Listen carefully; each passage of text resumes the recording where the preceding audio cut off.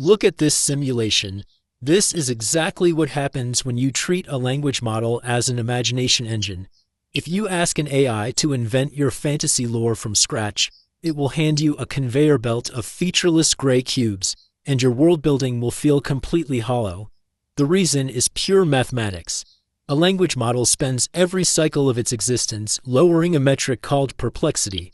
It predicts the likeliest, safest, most expected next word based on a statistical average of 10 million other fantasy stories. Its imagination is strictly average, yours is not. Design the physics of your world yourself. Let the model calculate the weather. Operating as a consequence engine allows the AI to provide specific, logical outcomes instead of generic guesses. To understand how to feed a consequence engine, we have to look at the two schools of human world building. Both work, but they demand entirely different architecture. This is J.R.R. Tolkien, the patron saint of the iceberg school. In this method, 90% of what you build never appears on the page. The lore exists underneath the surface to give the world physical and historical weight. Then you have Brandon Sanderson and the Hollywood set school. Here, you world build strictly in service to the story. The old western street looks deeply real, but if you lean on the saloon wall, it falls over. It is a cutout, providing the bare minimum depth required to make the immediate narrative function. Neither approach is wrong, but you must know exactly which one you are building before you ever touch a prompt window. Whether you build an iceberg or a Hollywood set, prompting an AI to simply invent lore ruins the architecture.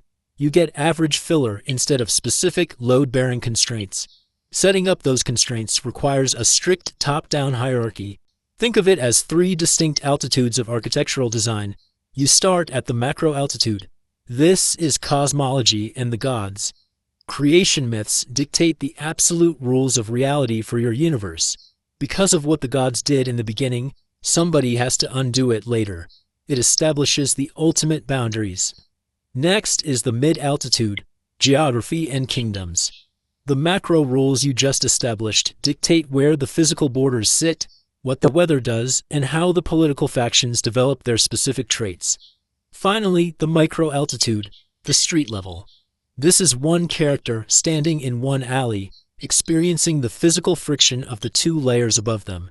This visualization shows the required workflow rule. The world feeds all 3 levels, and every generative prompt you write must be checked against all 3 altitudes to maintain continuity. If you skip defining these altitudes, the AI will hallucinate contradictory rules to fill the gaps. Give it long enough, and those contradictions will break your series. Let's build a custom consequence engine right now, starting from a blank slate. The primary rule of mapping is scale.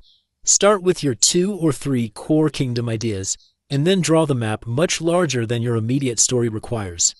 Leaving empty regions on this map intentionally forces you into a corner. Who lives in this blank space? What do they worship? What is their economy based on? You have to invent constraints to fill the void. If you decide a coastal city is built on stilts, that demands a logical answer. Why? It implies frequent floods, which means violent hurricanes. Now you've established regional weather patterns just by explaining the architecture. This is the snowball effect. Every geographic answer births 3 more complex cultural questions. You also have to establish a strict timeline anchor. Westeros counts years after the conquest. Pick your epic anchor. Without a fixed year 0, the AI cannot sequence historical events accurately. This human-led geographic bedrock is the exact mechanism that stops the model from generating generic plug-and-play fantasy slop. History emerges from closed system constraints. We call this the timber principle. You generate a coherent timeline by defining what a faction cannot do, rather than asking the AI what it should do.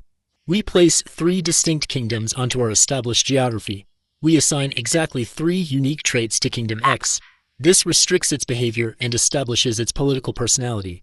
We give contrasting traits to the remaining 2 factions. By making their economies and religions directly oppose Kingdom X, we ensure they will logically clash. Next, we establish a defining historical grievance between them. In this case, a century ago, Kingdom X stole highly valuable timber from Kingdom Y. We lock that grievance in. It becomes the foundational tension of the region.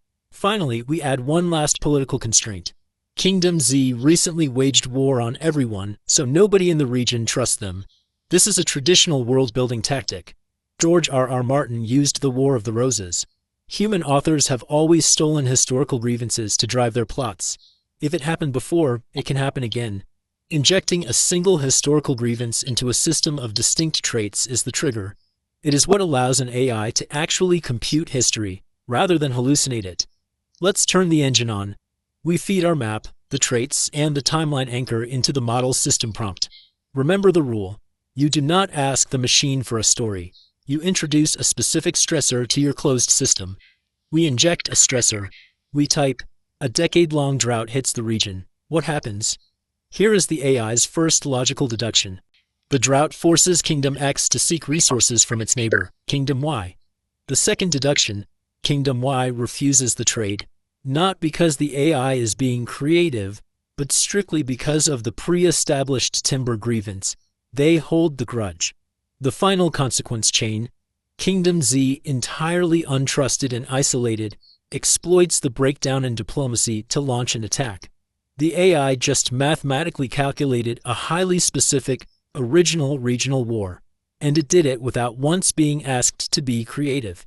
That was a 3-kingdom micro-demo, but this exact engine powers professional-scale fantasy properties. Look at the marked universe. This diagram shows the massive scope of the Shard cosmology, the Velmarch, and the Warden Purge system. This massive map operates on the same mathematical friction as our simple demo. The logic is identical. Every trade embargo or religious schism creates a specific constraint that the model must obey. The math of consequence doesn't change with the size of the map. But here is the credibility check. 1,700 years of this specific history was built by hand before a language model was ever used. A model turns a dense lore Bible into a functional environment. You provide the architecture, and the machine makes it explorable. But once an AI generates this much interconnected history, you face an immediate danger. Your world is a ticking time bomb of continuity errors. A single unverified contradiction generated in Book 4 can completely unravel a 7-book series. In the next episode, we are going to sick a red team agent on our own lore Bible. Its only job will be to hunt and break the world's canon before the readers do. Because human voice, combined with rigorous AI-assisted consistency, is the only way your world survives the scrutiny of a modern reader. If you want to master the methodology to actually write the prose of this world and kill the machine tells before they hit the page, read Stop Slop. Your voice is your superpower. Don't let the machine override it.